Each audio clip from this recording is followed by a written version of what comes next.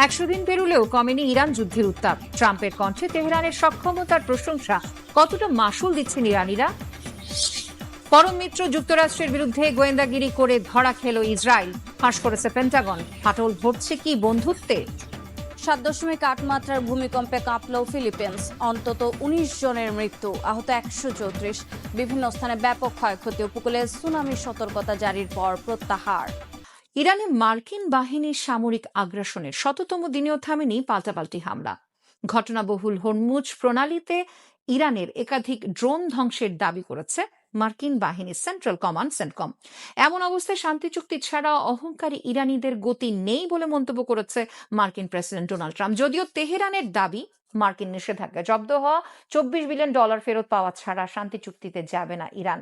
এদিকে অস্ত্র আর কথার যুদ্ধ থামাতে বিশেষ চিঠি নিয়ে তেহরান সফরে একাধিক বৈঠক করেছেন মধ্যস্থতাকারী পাকিস্তানের স্বরাষ্ট্রমন্ত্রী মোহসিন নাকভি। নাইম আহমেদের ডেস্ক রিপোর্ট। দেখতে দেখতে 100 দিনে গড়ালো যুক্তরাষ্ট্র আর ইরানের যুদ্ধ। প্রত্যাশিত শান্তি চুক্তি আলোর মুখ দেখেনি, কাটেনি অনিশ্চয়তা। শনিবার যুক্তরাষ্ট্র ও ইরানের সামরিক বাহিনীর পাল্টাপাল্টি হামলার রেশ ধরে কুয়েত আর বাহরাইনে হামলা চালায় তেহরান। এর পরদিনই হরমুজ প্রণালীতে ইরানের দুটি ড্রোন ভূপাতিত করার দাবি করে মার্কিন বাহিনী। পেন্টাগনের বিবৃতিতে বলা হয়, আন্তর্জাতিক বাণিজ্যিক জাহাজের জন্য সরাসরি হুমকি তৈরি করছিল ড্রোনগুলো। যুদ্ধক্ষেত্রে যখন একে অপরকে ছেড়ে কথা বলছে না, সমীহ করছে না, ঠিক এমন পরিস্থিতিতে ইরানের প্রশংসা উঠে এসেছে মার্কিন প্রেসিডেন্ট ডোনাল্ড ট্রাম্পের কণ্ঠে। মার্কিন সংবাদ মাধ্যম এনবিসি নিউজকে দেয়া সাক্ষাৎকারে তেহরানের সামরিক সক্ষমতার প্রশংসা করেছেন ট্রাম্প। ওই সাক্ষাৎকারেই তিনি দাবি করেন, ইরানের সামরিক অবকাঠামো ও ড্রোন কারখানার সিংহভাগ গুঁড়িয়ে দিয়েছে মার্কিন বাহিনী। সংঘাত নিরসনে ইরানের সঙ্গে দ্রুত শান্তি চুক্তি সই করতে যারা চাপ দিচ্ছেন তাদের সমালোচনা করে মার্কিন প্রেসিডেন্ট বলেছেন, যুদ্ধ বন্ধ করে শান্তি ফেরাতে বছরের পর বছর সময় লাগে। এ প্রসঙ্গে ভিয়েতনাম যুদ্ধের প্রসঙ্গ টানেন তিনি। ইরানিরা অত্যন্ত শক্তিশালী একটি জাতি, যদিও শেষ পর্যন্ত চুক্তি করা ছাড়া তাদের সামনে আর কোনো পথ নেই। আমরা তাদের সামরিক বাহিনীকে প্রায় পুরোপুরি ধ্বংস করে দিয়েছি। যুদ্ধের শুরুতে ইরানের যে পরিমাণ মিসাইল ছিল, এখন তার মাত্র 21 থেকে 22% অবশিষ্ট আছে। এদিকে নতুন করে শুরু হওয়া সংঘাত ও শান্তি আলোচনা থেমে যাওয়ার দায় পুরোপুরি ওয়াশিংটনের উপর চাপিয়েছে তেহরান। ইরানের সর্বোচ্চ নেতার সামরিক উপদেষ্টা মোহসেন রেজাই সিএনএনকে জানিয়েছেন, আলোচনার বল এখন ট্রাম্পের কোর্টে। যুক্তরাষ্ট্রের জব্দ করা অর্থের প্রসঙ্গ টেনে তিনি বলেছেন, এগুলো ইরানের সাধারণ জনগণের অর্থ। তিনি স্পষ্ট জানিয়ে দিয়েছেন, ওই অর্থের বিষয়ে বিন্দুমাত্র ছাড় দেবে না তেহরান। এছাড়াও তিনি বলেন, মার্কিন প্রেসিডেন্টের কথায় ভরসা নেই তেহরানের। আলোচনা এখন পুরোপুরি অচলাবস্থায় এবং ট্রাম্পকেই এর জট খুলতে হবে। জব্দ করা $24 বিলিয়ন ফেরত দিতে হবে। এটি আমাদের অর্থ। আমেরিকা আবার যুদ্ধ শুরু করলে এই যুদ্ধ পারস্য উপসাগর ছাড়িয়ে লোহিত সাগর ও ভূমধ্য সাগর পর্যন্ত ছড়িয়ে পড়বে। অন্তর্বর্তীকালীন চুক্তি সই করার পরপরই 2 ধাপে $12 বিলিয়ন বা $1,200 কোটি ইরানকে ফিরিয়ে দেওয়ার দাবি জানিয়েছে তেহরান। যদিও এতে সায় নেই মার্কিন প্রশাসনের। ট্রাম্প স্পষ্ট জানিয়েছেন, ওবামা আমলের মতো ইরানকে কোনো নগদ অর্থের প্যালেট দেয়া যাবে না। বরং মার্কিন ট্রেজারি বিভাগ পরিকল্পনা করছে, ইরানের হামলায় ক্ষতিগ্রস্ত কুয়েত, বাহরাইন সহ পারস্য উপসাগরীয় মিত্র দেশগুলোর ক্ষতিপূরণ মেটানো হবে এই অর্থে। দুপক্ষের অনড় অবস্থান আর নতুন করে হামলার মাঝেই পর্দার আড়ালে সমঝোতার চেষ্টা চালিয়ে যাচ্ছে পাকিস্তান। তেহরান সফরে ইরানের পররাষ্ট্রমন্ত্রী আব্বাস আরাকচির সাথে দেখা করেছেন পাকিস্তানের স্বরাষ্ট্রমন্ত্রী মোহসিন নাকভি। পাকিস্তানের সেনাপ্রধান আসিম মুনির এবং প্রধানমন্ত্রী শাহবাজ শরীফের পক্ষ থেকে ইরানের সর্বোচ্চ নেতার জন্য বিশেষ চিঠিও হস্তান্তর করেছেন তিনি। মিশরের কায়রোতে যুদ্ধবিরতির আলোচনা নতুন করে শুরু হলো। গাজায় থামছে না ইসরায়েলি হামলা। রোববার ভোর থেকে বিভিন্ন এলাকায় ইসরায়েলি হামলায় নিহত হয়েছেন অন্তত 13 ফিলিস্তিনি। একই দিনে ইসরায়েলে ফিলিস্তিনি বংশোদ্ভূত এক ইসরায়েলির বন্দুক হামলায় নিহত হয়েছেন একজন, আহত অন্তত 5 জন। গাজার বাসিন্দাদের এই গগনবিদারী আহাজারি যেন নিত্যদিনের ঘটনা। কাগুজে যুদ্ধবিরতির মধ্যেই উপত্যকাটির খান ইউনিস, গাজা সিটি ও দের আল বালা এলাকায় স্থানীয় সময় রোববার ভোর থেকে একের পর এক হামলা চালিয়েছে ইসরায়েলি বাহিনী। এতে বেশ কয়েকজন ফিলিস্তিনি নিহত হয়েছেন। খান ইউনিসের আল মাওয়াসি এলাকায় একটি পুলিশ পোস্টে বিমান হামলায় প্রাণ হারিয়েছেন বেশ কয়েকজন। গাজার হামলার মধ্যে ইসরায়েলের মধ্যাঞ্চলে কুকাফিয়ার এলাকার কাছে বন্দুক হামলায় বেশ কয়েকজন হতাহত হয়েছেন। হামলার সঙ্গে জড়িত সন্দেহে ৩৫ বছর বয়সী একজনকে গুলি করে হত্যা করেছে ইসরায়েলি পুলিশ। তাদের দাবি, হামলার সঙ্গে জড়িত সন্দেহভাজন ব্যক্তি ফিলিস্তিনি বংশোদ্ভূত ইসরায়েলি নাগরিক। ফিলিস্তিনের স্বাধীনতাকামী সংগঠন হামাস এই হামলাকে বীরত্বপূর্ণ অভিযান হিসেবে উল্লেখ করলেও এর দায় স্বীকার করেনি। এদিকে ইসরায়েলের প্রধানমন্ত্রী বিনিয়ামিন নেতানিয়াহুর দাবি, ইসরায়েল বর্তমানে গাজার ৬০% বেশি এলাকা নিয়ন্ত্রণ করছে এবং শিগগিরই তা ৭০% পৌঁছাবে। গাজায় আমরা সব দিক থেকে হামাসের উপর চাপ বাড়াচ্ছি। বর্তমানে উপত্যকার ৬০%-এরও বেশি এলাকা নিয়ন্ত্রণ করছি এবং শিগগিরই তা ৭০% পৌঁছাবে। আমরা তাদের পুনরায় সশস্ত্র হওয়ার সুযোগ দিচ্ছি না, আমাদের ক্ষতি করার সুযোগও দিচ্ছি না। একই সঙ্গে তাদের শীর্ষ কমান্ডারদেরও নির্মূল করছি। এমন পরিস্থিতিতে মিশরের রাজধানী কায়রোতে নতুন করে আলোচনা শুরু করেছে হামাস, মিশর, কাতার ও অন্যান্য মধ্যস্থতাকারীরা। আলোচনার লক্ষ্য বিদ্যমান যুদ্ধবিরতি টিকিয়ে রাখা। হামাসের দাবি, গাজায় ইসরায়েলি হামলা বন্ধ না হলে কোনো অগ্রগতি সম্ভব নয়। এদিকে প্রায় ১০০ দিন ধরে বন্ধ বিশ্বের বিভিন্ন প্রান্তে জ্বালানি রফতানির গুরুত্বপূর্ণ জলপথ হরমুজ প্রণালী। এতে বৈশ্বিক অর্থনৈতিক টালমাটাল দশায় যুদ্ধের প্রধান দুই পক্ষের ইরান আর যুক্তরাষ্ট্র যে খুব স্বস্তিতে আছে এমন নয়। অর্থনৈতিক অস্থিরতায় ভুগছে ইরান। এর সাথে মরার উপর খাড়ার ঘা হিসেবে ইরানের বন্দর ঘিরে মার্কিন অবরোধ তো আছেই। এমন অবস্থায় কেমন আছেন সাধারণ ইরানিরা, কি চাচ্ছেন তারা? সানিদা ইসলাম তন্নির ডেস্ক রিপোর্ট। শান্ত নীল জলরাশির ওপর ভেসে আছে ছোট, বড় ও মাঝারি আকৃতির কয়েক হাজার জাহাজ। প্রথম দেখায় মনে হতে পারে এ যেন দক্ষ শিল্পীর আঁকা মনোমুগ্ধকর এক ছবি, কিন্তু এটি ছবি নয়, বরং একসময় বিশ্বের ব্যস্ততম জলপথ হরমুজ প্রণালীর বাস্তব চিত্র। গত ২৮ ফেব্রুয়ারি শুরু হওয়া ইরান আমেরিকা যুদ্ধের জেরে হরমুজ প্রণালীতে ইরানের অবরোধ আর ইরানের বন্দরগুলো ঘিরে যুক্তরাষ্ট্রের অবৈধ নিষেধাজ্ঞায় সেখানে দীর্ঘদিন আটকা পড়েছে বিশ্বের বিভিন্ন দেশের হাজারো জাহাজ। বন্দরে নোঙর করা জাহাজগুলোতে আনুমানিক ২০,০০০ নাবিক সপ্তাহের পর সপ্তাহ আটকা পড়ে আছেন। যদিও কিছু কিছু জাহাজ ইরানে ঠিক করে দেয়া নির্ধারিত পরিমাণ টোলের বিনিময়ে হরমুজ পার হচ্ছে, যদিও এর সংখ্যা স্বাভাবিকের তুলনায় খুবই নগণ্য। গুরুত্বপূর্ণ এই জলপথটির এই স্থবির অবস্থার ভয়াবহ প্রভাব পড়েছে বিশ্ব অর্থনীতিতেও। এতে দেশে দেশে জ্বালানি তেলের সংকট, নিত্য প্রয়োজনীয় জিনিসের দাম বৃদ্ধি, মুদ্রাস্ফীতি সহ নানা ধরনের অর্থনৈতিক সমস্যায় জর্জরিত বিশ্ববাসী। যুদ্ধের প্রধান দুই পক্ষের কেউই অর্থনৈতিক অস্থিরতার এই আঁচ থেকে বাঁচতে পারেনি। ইরানে সামরিক অভিযান চালিয়ে মার্কিন প্রেসিডেন্ট ডোনাল্ড ট্রাম্প তার দম্ভ আর অর্জনের ঢোল নিজে নিজে বাজালেও বাস্তব চিত্র মোটেই সুখকর নয়।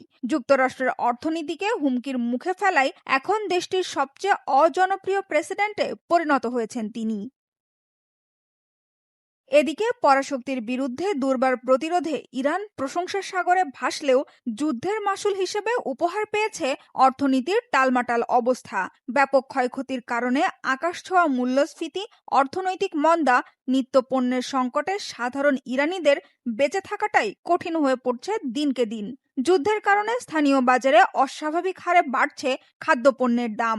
পরিস্থিতি আরো অসহনীয় করে তুলছে ইরানের বন্দরগুলোয় মার্কিন অবরোধ, যা আমদানি কার্যক্রমকে মারাত্মক ব্যাহত করায় ওষুধ থেকে শুরু করে নিত্যপণ্যের তীব্র ঘাটতি দেখা দিয়েছে। এমন পরিস্থিতিতে আর যুদ্ধ চান না ইরানের সাধারণ জনগণ। স্থায়ী শান্তি প্রতিষ্ঠার মাধ্যমেই সংকট সমাধানে আশাবাদী ইরানিরা চান দুই পক্ষই আলোচনার মাধ্যমে সমঝোতায় আসুক। ইনশাল্লাহ তারা একটি সমঝোতায় পৌঁছাবে। যুদ্ধ আমাদের দেশের জন্য ভালো কিছু নয়, এর নেতিবাচক পরিণতি ব্যাপক, বিশেষ করে সাধারণ মানুষের জন্য। বিশেষত যদি অবকাঠামো ক্ষতিগ্রস্ত হয়, তবে শেষ পর্যন্ত জনগণকেই এর মূল্য দিতে হয়। এই মুহূর্তে আমাদের দেশের বহু মানুষের প্রধান উদ্বেগ হল অর্থনৈতিক পরিস্থিতি ও মানুষের জীবন জীবিকা। জনগণের উপর চাপ দিন দিন বাড়ছে। যদি কোনো সমঝোতায় পৌঁছাতে হয় তবে উভয় পক্ষকেই সংযম দেখাতে হবে। যদি এক পক্ষ আক্রমণ করে এবং অন্য পক্ষ নীরব থাকে তবে তাকে সমঝোতা বলা যায় না। শুধু অর্থনৈতিক ক্ষয়ক্ষতি বা জীবনযাত্রার মান কমে যাওয়া নয়, যুদ্ধবিরতির মধ্যেও প্রতিনিয়ত হামলায় প্রিয়জন হারানোর ভয় এবং লাখ লাখ মানুষের বাস্তুচ্যুত হওয়ার ঘটনায় ইরানের অধিবাসীদের গভীর মানসিক ক্ষতও তৈরি হচ্ছে। ইরান যুদ্ধ আর সামরিক সিদ্ধান্তের আগাম তথ্য পেতে যুক্তরাষ্ট্রের বিরুদ্ধে আগ্রাসী গুপ্তচর বৃত্তি চালাচ্ছে ইসরায়েল। মিত্র দেশের বিরুদ্ধে গুপ্তচর বৃত্তির গুরুতর এই অভিযোগ উঠে এসেছে মার্কিন প্রতিরক্ষা দপ্তর পেন্টাগনের গোপন মূল্যায়নে। মার্কিন এই সতর্কবার্তা কি ইসরায়েলের সাথে সম্পর্কে গুরুতর ফাটলের ইঙ্গিত? কি বলছেন সমর বিশারদরা? হিজল জোবায়ের ডেস্ক রিপোর্টে বিস্তারিত।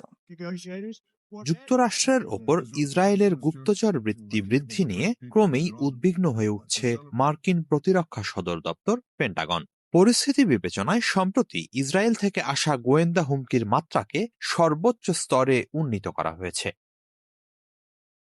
মার্কিন সংবাদ মাধ্যম এনবিসি নিউজকে দেয়া তথ্য অনুযায়ী যুক্তরাষ্ট্রের দুজন বর্তমান ও একজন সাবেক কর্মকর্তা জানিয়েছেন, ইরানের সঙ্গে চলমান সংঘাত নিয়ে যুক্তরাষ্ট্র ও ইসরায়েলের মধ্যে বাড়তে থাকা মতপার্থক্যের মধ্যেই ডিফেন্স ইন্টেলিজেন্স এজেন্সি ডিআইএ এই নতুন সতর্কবার্তা জারি করেছে।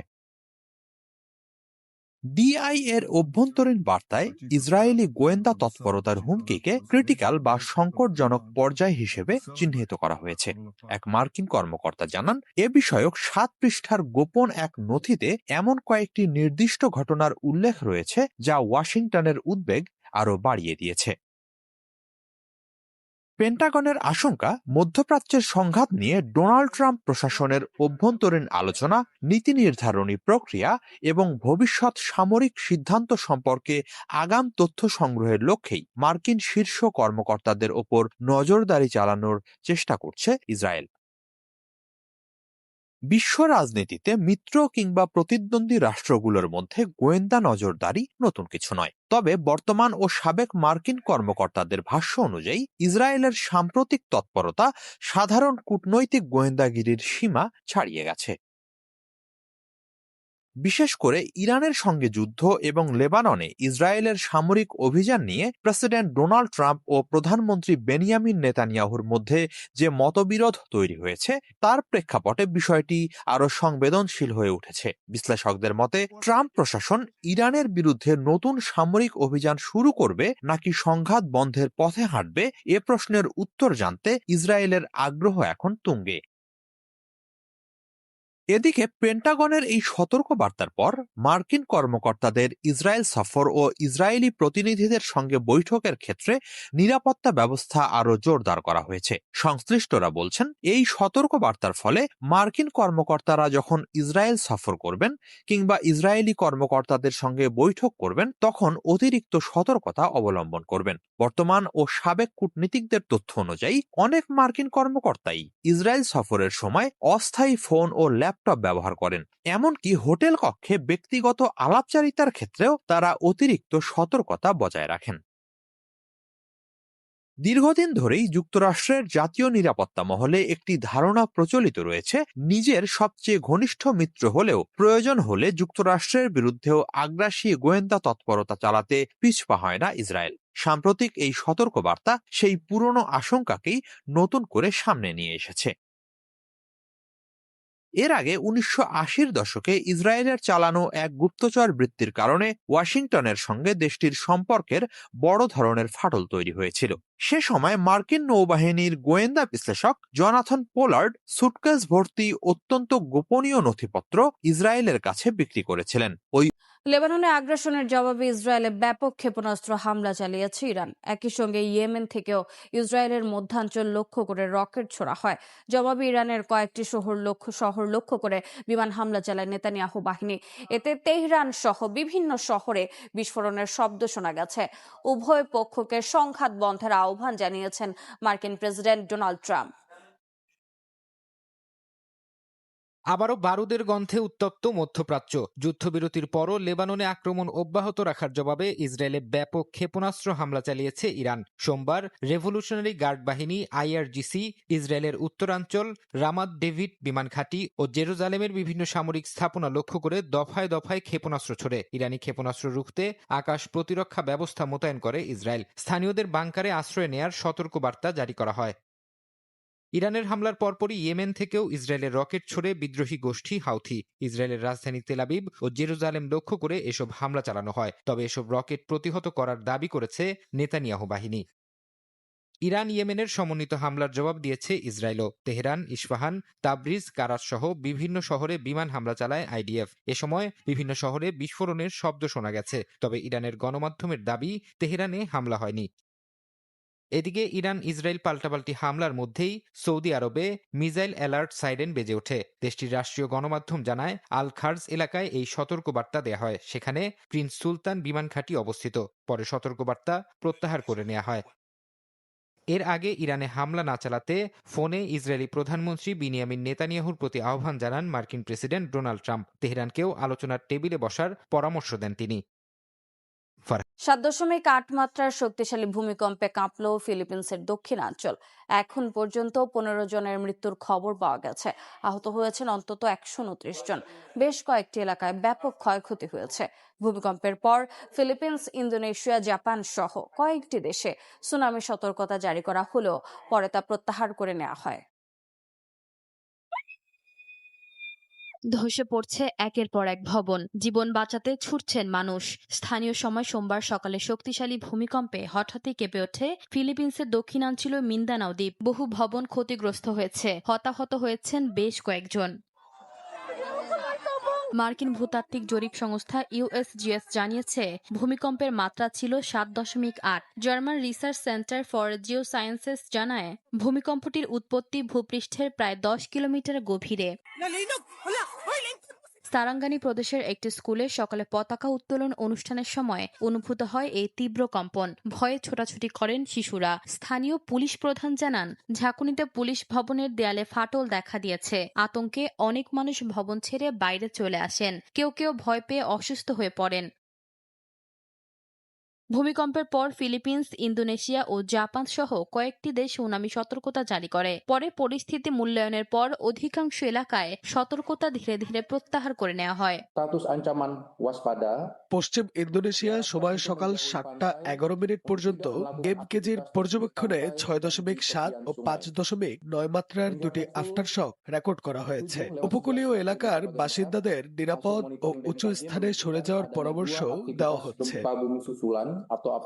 ভূমিকম্পের ঝুঁকিতে থাকা বিশ্বের অন্যতম অঞ্চল হল ফিলিপিন্স ও ইন্দোনেশিয়া। দুই দেশেই রয়েছে প্যাসিফিক রিং অফ ফায়ারের অবস্থান, যার কারণে দেশ দুটি প্রায়ই শক্তিশালী ভূমিকম্পের ঝুঁকিতে থাকে।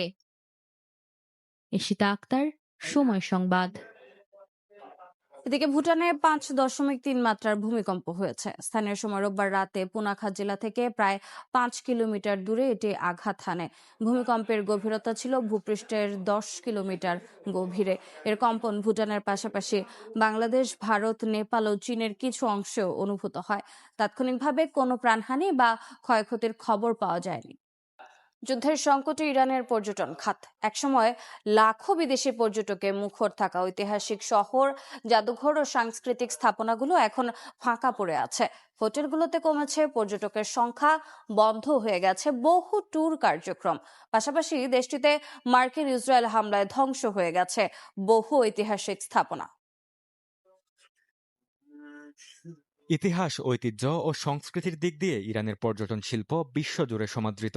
বিভিন্ন প্রান্ত থেকে পর্যটকরা আসতেন দেশটির প্রাচীন নগরী, জাদুঘর ও ঐতিহাসিক স্থাপনা দেখতে। তবে ইরানে মার্কিন ও ইসরায়েলের হামলা শুরুর পর থমকে যায় দেশটির পর্যটন খাত। সংঘাত তীব্র হওয়ার পর বন্ধ হয়ে যায় জাদুঘর, স্থগিত করা হয় আকাশসীমা, যা ব্যাহত করে দেশটিতে বিদেশি পর্যটকদের আগমন। সরকারের তথ্য অনুযায়ী যুদ্ধ কেবল ইরানের পর্যটকের সংখ্যা কমায়নি, সরাসরি ক্ষতিগ্রস্ত করেছে ঐতিহাসিক স্থাপনাও। হামলায় ক্ষতিগ্রস্ত হয়েছে 164টি ঐতিহাসিক ও সাংস্কৃতিক স্থাপনা। এর মধ্যে রয়েছে গুলেস্তান জাদুঘর ও সাদাবাদ প্রাসাদের মতো গুরুত্বপূর্ণ স্থান। এছাড়া পুরোপুরি ধ্বংস হয়ে গেছে 11টি প্রদেশের 62টি স্থাপনা। পর্যটন সংশ্লিষ্ট ব্যবসায়ীরাও বলছেন ভয়াবহ আকার ধারণ করেছে অর্থনৈতিক ক্ষতি। একসময় পর্যটকে ভরা হোটেলগুলো এখন প্রায় খালি। ট্যুর অপারেটররা কার্যকর স্থগিত করেছেন এবং বিদেশি পর্যটকের উপর নির্ভরশীল বহু ট্যুর গাইড দীর্ঘদিন ধরে বেকার অবস্থায় রয়েছেন। এর প্রভাব পড়েছে পরিবহন ও অন্যান্য সেবা খাতেও। সংকট আরও জটিল করেছে আন্তর্জাতিক বিমান যোগাযোগের ধীর পুনরুদ্ধার। কয়েক মাস বন্ধ থাকার পর আকাশপথ খুললেও ইউরোপ ও উপসাগরীয় অঞ্চলের বড় এয়ারলাইন্সগুলো এখনও পূর্ণাঙ্গভাবে ফ্লাইট চালু করেনি। ফলে ইস্পাহান ও সিরাজের মতো প্রধান পর্যটন কেন্দ্র কার্যত বিচ্ছিন্ন। একই সঙ্গে বিদেশি ক্রেতা না থাকায় ইরানের ঐতিহ্যবাহী হস্তশিল্প খাতও মারাত্মক হুমকির মুখে পড়েছে।